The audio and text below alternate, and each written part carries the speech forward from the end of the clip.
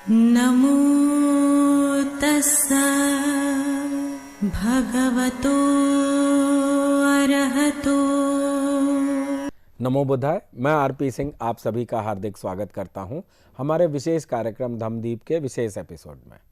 इस क्रम को आगे बढ़ाते हुए आज हम चर्चा करेंगे 10 पारमिता के 9वीं पारमिता यानी मैत्री पारमिता पर। इस विषय पर विस्तृत जानकारी देने के लिए हमारे मध्य उपस्थित हैं भंते डॉक्टर चंद्रकीर्ति जी। आपने बुद्ध दर्शन में उच्च शिक्षा प्राप्त की है तथा आप देश विदेश में अनेक सम्मानों से अलंकृत होने के साथ साथ अनेक मंचों पर बुद्धिज्म पर अपने विचार रख चुके हैं। तो हम स्वागत करते हैं भंते डॉक्टर चंद्रकीर्ति जी का। नमो बुद्धाय भंते जी। नमो तस्सा भगवतो अरहतो सम्मा संबुद्धस्सा।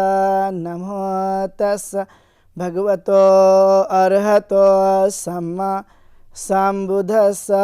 नमो तस्सा भगवतो अरहतो सम्मा संबुद्धस्सा। भंते जी, एक बार फिर आपका स्वागत है। आपने अपना आशीर्वाद दिया। अब हम उसके बाद हम सीधे आते हैं कि हमारे दर्शक हमसे जुड़े हुए हैं और वो प्रश्न भी पूछ रहे हैं। आज हमारे दर्शक में एक दर्शक यह जानना चाहती हैं कि अधिष्ठान से हमारे जीवन में क्या परिवर्तन आएगा। कृपया इस विषय पर हमें मार्गदर्शन दें। बहुत बहुत धन्यवाद आरपी सिंह जी। आपने अपने दर्शकों के प्रश्नों को आप सदैव ही पूछते हैं और बड़ा अच्छा प्रश्न है जो आज पूछा जा रहा है, जो कि अधिष्ठान से क्या मुझे सफलता प्राप्त हो सकती है। मैं अपने जीवन में कई बार असफल हुआ हूँ, तो क्या अधिष्ठान से मुझे सफलता प्राप्त होगी। आप जानते ही हैं कि मनुष्य के जीवन में कई तरह के उतार चढ़ाव आते हैं। मूलतः आप 8 बातों को मनुष्य के जीवन काल में देख सकते हैं: सुख दुख, लाभ हानि, यश अपयश, निंदा और प्रशंसा। लेकिन क्या हमें असफलता प्राप्त हो जाने के बाद हमने प्रयास नहीं करना? तो आपने देखा कि जो अधिष्ठान है, यह अधिष्ठान हमारे लिए एक बड़ा महत्वपूर्ण है और इस अधिष्ठान को हम अपने जीवन काल में कैसे प्राप्त कर सकते हैं? जब हम अपने कार्यों के प्रति दृढ़ संकल्पित होते हैं और जब तक वो पूरा नहीं हो जाता तब तक हम लगे रहते हैं। तो जब लगे ही रहेंगे, जब तक पूरा नहीं होगा, तो असफलता का सवाल ही उत्पन्न नहीं होता।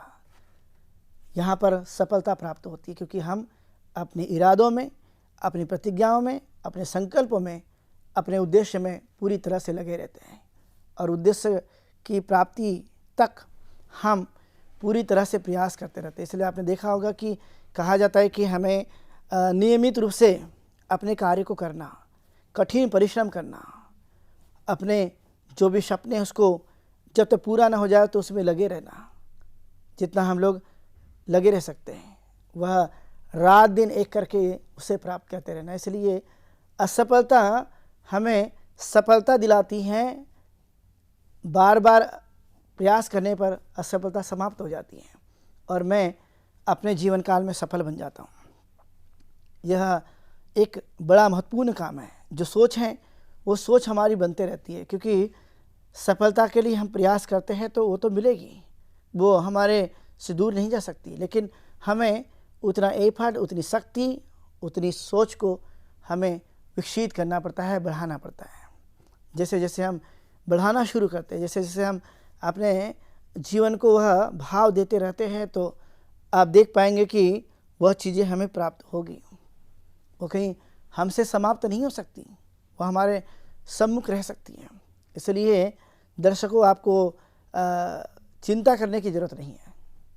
आप असफल हुए हैं, लेकिन आप अधिष्ठान से स्वाभाविक तौर पे सफल हो सकते हैं, क्योंकि अधिष्ठान से हमारी आदतें वह अच्छा बनना शुरू हो जाता है। नियमित रूप से चीज़ें प्राप्त हो जाती है। अपने आप को हम संयमित बनाते हैं, क्योंकि कई सारी गलतियों की वजह से ही तो हम असफल हो रहे हैं।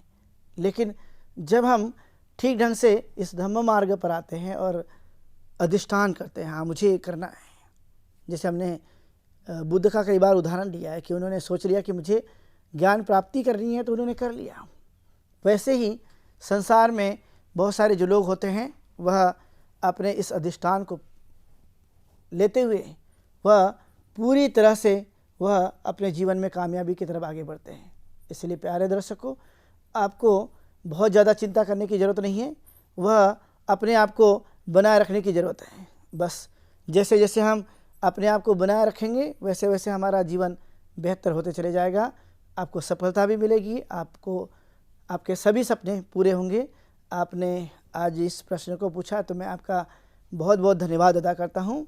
भंते जी, बहुत बहुत धन्यवाद। आपने हमारे प्रश्न का आंसर दिया, उत्तर दिया और हमें अपनी एक तरह से गाइडलाइन दी। अब हम अपने मूल विषय पर आते हैं। आज हमारा मूल विषय है नवी पारमिता यानी मैत्री पारमिता पर अपने विचार व्यक्त करें।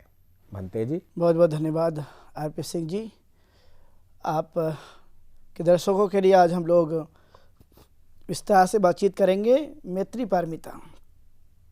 क्योंकि आप जानते ही कि मनुष्य को परिपूर्ण बनने के लिए हर एक स्टेप बाय स्टेप वह चीज़ें प्राप्त करनी होती है या वह भाव बनाए रखना होता है।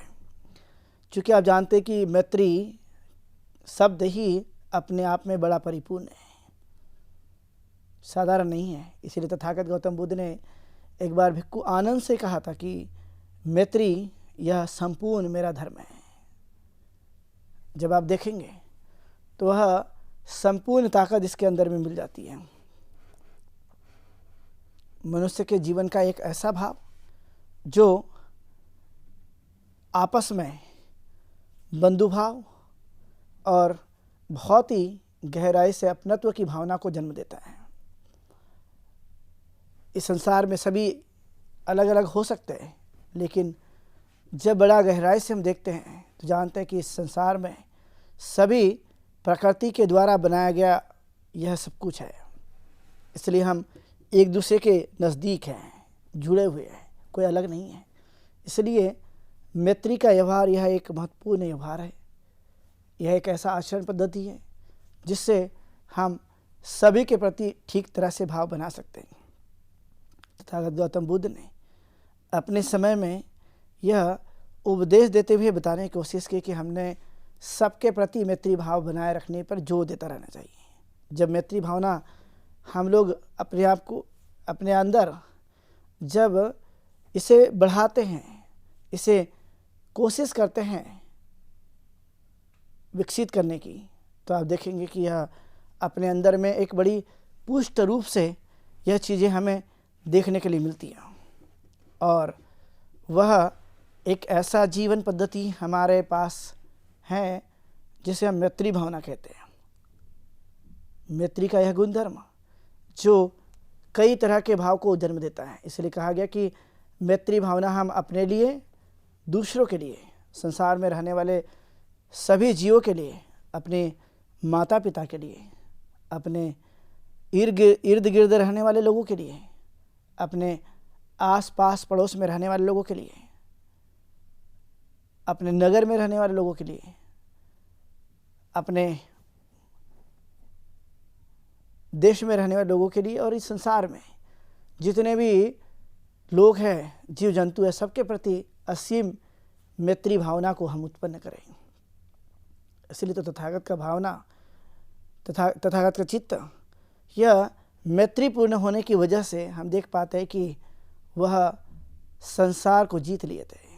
पूरी दुनिया उनके इर्द गिर्द आ गई थी। लेकिन जब हम मैत्री को ही समाप्त कर देते हैं तो वह अपने अंदर इंसानियत का जो गुण है वो मजबूत नहीं बनता।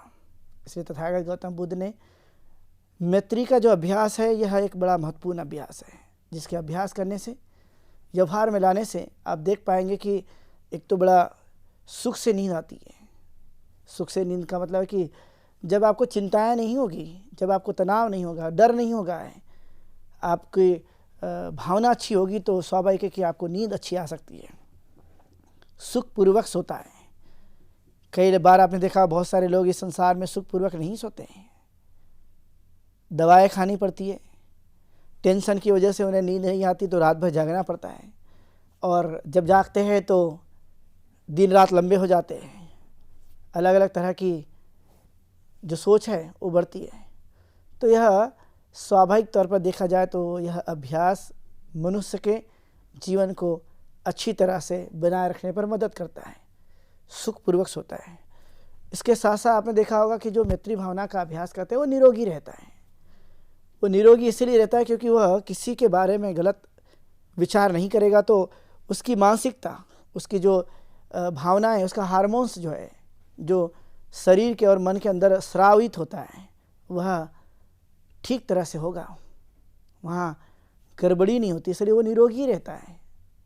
क्योंकि निरोगी रहना मनुष्य के लिए अद्भुत है।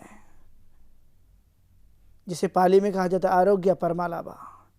आरोग्य एक परम लाभ है, इससे बढ़कर लाभ इस संसार में कुछ भी नहीं। आपने देखा होगा रोग उत्पन्न होने के बाद कितनी हानियां होती है, लेकिन निरोगी रहने पर वह कई तरह के फायदे उसे हो जाते हैं। तो पैसे बचते हैं, समय बचता है, शरीर की ठीक तरह से बना रहता है, और आने वाले संकट, आने वाली समस्याएं, दुख, इससे बचा रहता है। इसलिए मैत्री भावना निरोगी बनने में सहायता करती है, स्वस्थ रहने में मदद करती है। वह अपने शक्ति से, अपने भाव से उसे ठीक तरह से रखने पर जोर देते रहता है। इसके साथ साथ सभी लोग उससे प्रेम करते हैं। जब वो व्यक्ति दूसरों से प्रेम करेगा तो स्वाभाविक है कि लोग उससे भी प्रेम करेंगे, लेकिन वह दूसरों से वैर रखेगा तो दूसरे भी वैर रखेंगे, दूसरे भी उनको अलग अलग तरह के संकट उत्पन्न करा कर देंगे। इसलिए यह एक ऐसा जीवन मार्ग जो सभी के प्रति लोकप्रिय बनता है। उसकी आदतें, उसका व्यवहार, उसका अपना रहन सहन लोगों को प्रभावित करता है, क्योंकि वहाँ पर मैत्री छिपी हुई है। वह अपने आप से और दूसरों से इस तरह से भाव बनाए रखने पर जोर देते रहता है। कई बार आपने देखा होगा कि कई मनुष्य की हानि जल से हो जाती है, डूबने से, लेकिन जो मैत्री भावना का अभ्यास करते हैं तो जल से भी सुरक्षा मिलती है। यानी जहाँ जहाँ पर भी वह व्यक्ति विचरण करेगा वहाँ वहाँ उसकी सुरक्षा होगी, चाहे वो आग हो, चाहे वो जल हो, किसी भी जगह वह सुरक्षित रहेगा, उसे सुरक्षा मिलते रहती है। चाहे वह यहाँ रहे, किसी प्रदेश में रहे, अलग अलग देश में रहे, किसी भी जगह, क्योंकि उसका भाव ही है मैत्रीपूर्ण। और इसलिए तथागत ने श्रावस्ती के लोगों से बड़ा अच्छा कहा था कि आप लोग मैत्री भावना का अभ्यास करते हैं, इसलिए आप लोगों को दूर दूर जाना चाहिए। जिनके मन में यह भाव है तो वह दुनिया तक फैले, जहाँ जहाँ पर भी फैलेंगे वहाँ वहाँ वह लोगों को सही रास्ते पर रखने पर जोर देते रहेंगे। यही उनकी अपनी एक वास्तविक ताकत है, अपनी एक शक्ति है। इसके साथ साथ विषैले जो तत्व होते हैं उनसे भी मैत्री भावना करने वालों की सुरक्षा होती है। जो लोग स्वाभाविक है कि वह अपने चित्त से दूसरों को जीतेगा, और दूसरे भी वह सोचकर विचार करेंगे कि हाँ, यह व्यक्ति जब सबसे ही प्रेम करता है, सबके प्रति मैत्री भावना रखता है, तो हम इनकी क्यों हानि करें। इसलिए विषैले पदार्थों से भी उनकी हानि नहीं होती, विषैले पदार्थ से भी वह बचे रहते हैं। ऐसा ही मनुष्य का एक व्यापक जो भावना होती है वह स्वाभाविक तौर पर बनी रहती है, और इसी की वजह से वह अपने आप में एक बड़ा महत्वपूर्ण असरकारक यह भाव बन जाता है। इसलिए इस भाव को जितना हो सके तो उतना बढ़ाना, उसको प्रचारित करना, उसको जीवन में लेना। क्योंकि मैं कई बार उदाहरण देते रहता हूँ कि जो मैत्री है, ऐसा चित्त जो बोधिसत्व हो जाते हैं, जो अरहत हो जाते हैं, जो बुद्ध हो जाते हैं, उनका चित्त मैत्री से भरा पड़ा होता है। वह किसी की हानि नहीं चाहते। तो मैत्री दूध और पानी की तरह, जब वह दोनों एक जगह से मिल जाते हैं तो वह किसी का साथ छोड़ना नहीं चाहते। वह एक दूसरे के साथ बड़ी अटूट गहरी रिश्ता होता है। मित्रता वह सिर्फ स्वार्थ के लिए नहीं, मैत्री भाव यह मन के रिश्ते से होनी चाहिए। जब मन के रिश्ते से होंगे तो स्वाभाविक तौर पर ये चीज़ें हमें देखने के लिए मिलती रहती है। इसलिए तथागत ने अपने संग में सब लोगों को एक साथ मिलजुल कर रहने पर जोर दिया। चाहे वह हम भोजन करें, चाहे हम लोग जो भी काम करते हैं वह मिलजुल कर हमने करना चाहिए, क्योंकि यह मिलजुल कर करना स्वाभाविक तौर पर एक बड़ा शक्ति का नाम है। मिलजुल कर रहना यह एकता का प्रतीक है। इसलिए मैत्री से एकता निर्माण होती है, एकता से सुख निर्माण होता है। यह कोई साधारण बात नहीं है। समगानं तपो सुखो कहा जाता है कि जब मिलजुल करके हम तप करते हैं, मिलजुल कर हम विचार विमर्श करते हैं, मिलजुल कर हमारी सोच बनती है, तो वह सुख को जन्म देता है। यूनिटी ब्रिंग हैप्पीनेस, जिसे कहा जाता है कि यूनिटी जो है वो हमारे सुख को जन्म देती है, और मैत्री भावना यह सुख को जन्म देती है, क्योंकि इसी से अलग अलग तरह की जो वैर की भावना है वह इंसान को तोड़ती है, लेकिन अवैर की भावना व्यक्ति को जोड़ती है। आप देखते होंगे, नहीं वेरेन वेरानी संबंधिता कुदाचनंग अवरेन सम्मति एस धम्मो शनंतनो, कि हम लोग वैर को वैर से नहीं दूर कर सकते, वैर को अवैर से ही दूर किया जा सकता है। यही सनातन नियम है, यह प्राचीन शिक्षाएं हैं जो इस पर टिकी हुई है। यह कोई साधारण नहीं है। इसलिए इस संसार में जितने भी जीव हैं, चाहे वह पारिवारिक रूप से, सामाजिक रूप से, जहाँ जहाँ पर भी थल में, स्थल में, पेड़ पौधों पर, धरती पर, जहाँ जहाँ पर भी जीव रहते हैं, उन सब जीवों के प्रति हमारा यह भाव स्वाभाविक तौर पे बना रहना चाहिए। जितना यह बनेगा उतना एक अद्भुत ताकत, एक अद्भुत शक्ति हमारे स्वयं के जीवन में हमें देखने के लिए मिल सकती है। यही तो एक सद्मार्ग है। हम देख सकते हैं उदाहरण देवदत्त का। चूँकि देवदत्त के मन में मैत्री का अभाव था, उसकी मैत्री उतनी प्रगाढ़ नहीं थी। कई बार प्रसंग आता है कि उन्होंने तथागत को मारने का प्रयास किया, हत्या करने की कोशिश की। पागल हाथी उन्होंने छोड़ दिया था। उन्होंने राजगृह में पर्वत से बड़ी चट्टान जब तथागत गुजर रहे थे तो फेंकने का उन्होंने कोशिश किया। ऐसे कई प्रसंग हैं जो ने प्रयास किया था गलत करने का, हत्या करने का, लेकिन वह विफल रहा और वही व्यक्ति अनेक प्रकार के संकट में फंस गया। इसलिए व्यक्ति को चाहिए कि वह अपने भाव को मैत्री भावना के साथ इस जल प्रवाह की तरह बहने दिया जाए।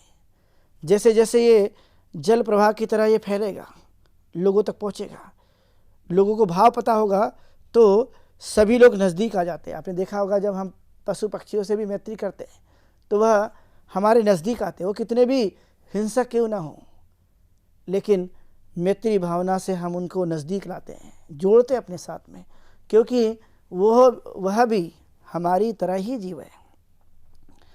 इस सृष्टि में अलग अलग तरह के प्राणी हो सकते हैं, लेकिन वो सभी इस संसार के और प्रकृति के हिस्से हैं। इसलिए सब जीवों के प्रति हमें प्रेम करना अत्यंत ज़रूरी है।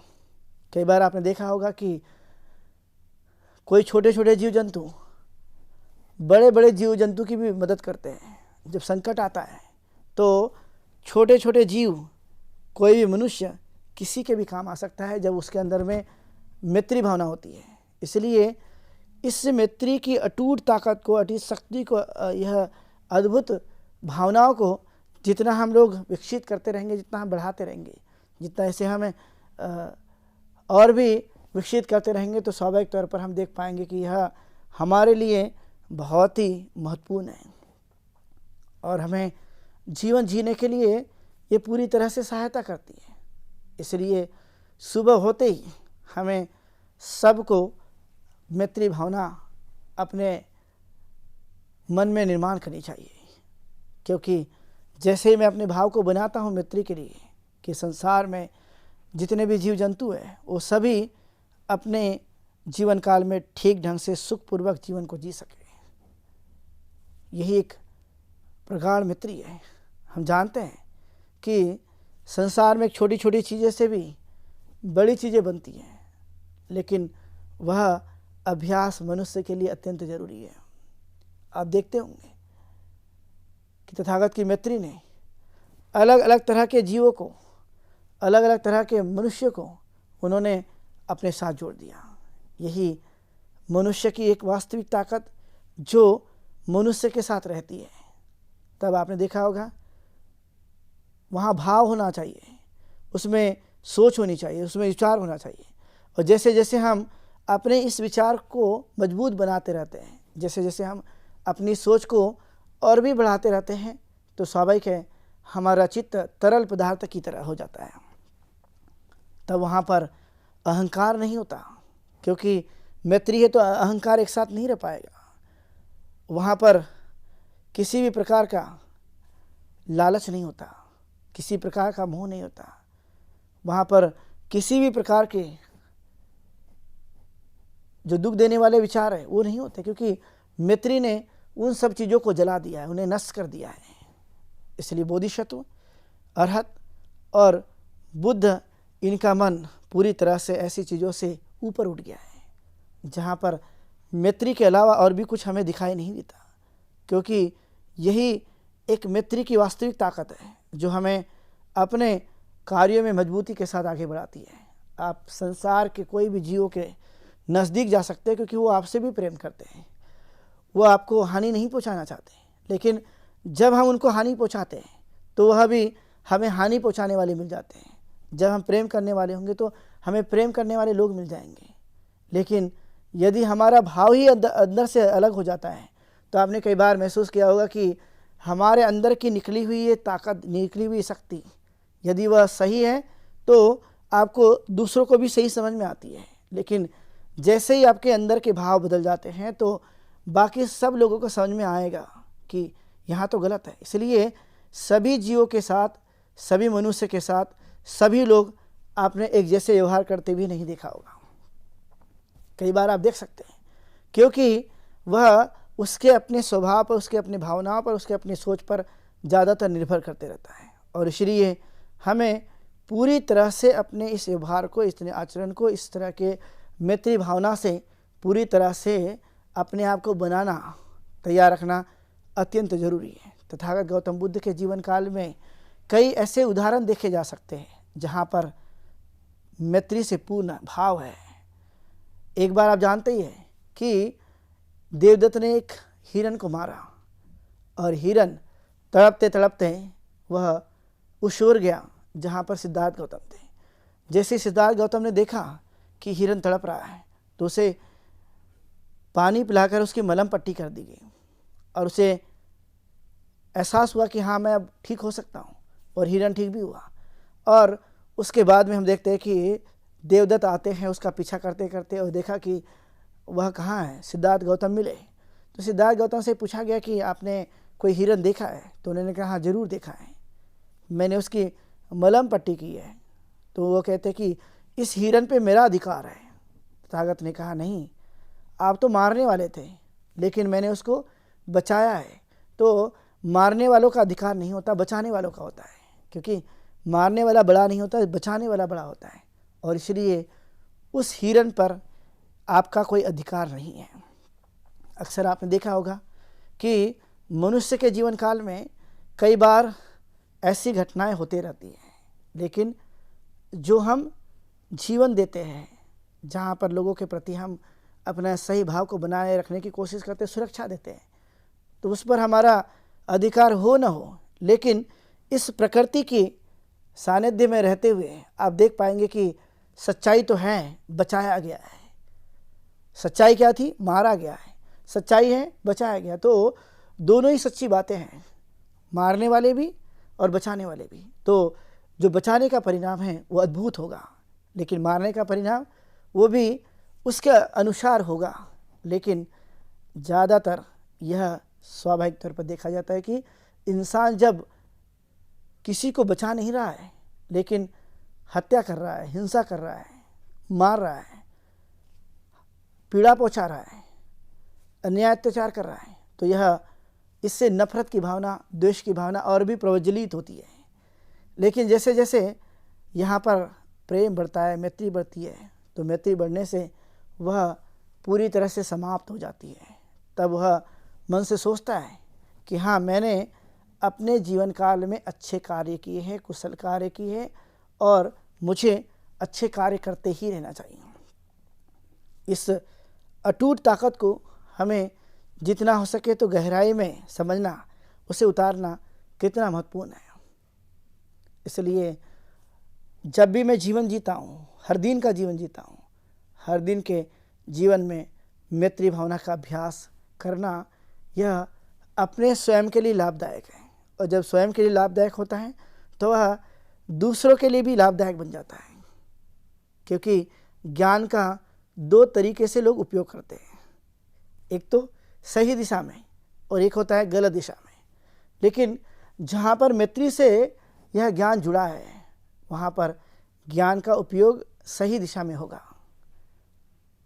और यदि वह जहाँ पर मैत्री का अभाव है, वह ज्ञान का उपयोग आप देखेंगे सही दिशा में नहीं होता। क्योंकि ज्ञान हानि पहुँचाने के लिए भी हो सकता है, ज्ञान रक्षा करने के लिए भी हो सकता है, ज्ञान मनुष्य को श्रेष्ठ बनाने के लिए भी हो सकता है, ज्ञान मनुष्य को दुखी बनाने के लिए भी हो सकता है। लेकिन ऐसा ज्ञान जो मनुष्य के जीवन काल में अपने स्वयं के अंदर में मैत्री भावना का जब हम अभ्यास करते हैं और समझते हैं कि हाँ, मुझे किसी भी जीवों की हानि नहीं पहुंचानी या जीवों को हानि नहीं करना है, जीवों को मारना नहीं है, जीवों का लालन पालन पोषण करना है, जीवों को मुझे जीने का अवसर प्रदान करना है, तो यह कितना अद्भुत दृश्य हमें दिखाई देता है सभी मानव सुखपूर्वक जीवन जीने के लिए। और इसलिए ऐसे समय में हमें मैत्री भावना, जो हमारे लिए एक महत्वपूर्ण ज्ञान है, विद्या है, विचार है, शिक्षा है, जिसे तथागत ने मैत्री पारमिता कहा है कि हम इसे बढ़ाए, पूर्ण करें अपने जीवन काल में। तो आज इस मैत्री भावना को, मैत्री पारमिता को आप लोगों ने बड़े विस्तार से सुना है। तो मैं आप सब लोग का बहुत बहुत धन्यवाद अदा करता हूँ। आप सब लोगों के लिए मंगल कामना करता हूँ कि आप सुखी हो, दीर्घायु हो, स्वस्थ रहे। ऐसी मंगल कामना करते हुए यहीं पर रुकता हूँ। बहुत शुभ मंगलम। धन्यवाद भंते जी, आपने अपना समय निकालकर हमारे दर्शकों का मार्गदर्शन किया। साथियों, आज के इस विशेष प्रोग्राम में इतना ही। अब समय हो चुका है आज के प्रोग्राम के विश्राम होने का। लेकिन उससे पहले आपको बताते चलें कि आपके मन में भी जो प्रश्न हो, जो जिज्ञासाएं हों, आप इस प्रोग्राम में पूछ सकते हैं। और प्रश्न पूछने के लिए आप व्हाट्सएप नंबर 9639010109 पर अपना प्रश्न पूछ सकते हैं, या हमारी ईमेल आईडी subhartibuddha@gmail.com पर आप भेज सकते हैं। तो मुझे उम्मीद है कि आप अपनी जिज्ञासाओं को दबाएंगे नहीं और हमारे इस विशेष प्रोग्राम का हिस्सा बन अपनी जिज्ञासा को शांत करेंगे। तब तक मैं आरपी सिंह भंते डॉक्टर चंद्रकीर्ति जी के साथ लेता हूं विदा। कल इसी समय आपके समक्ष फिर उपस्थित होंगे। नमो बुद्धाय। नमो तस्सा भगवतो अरहतो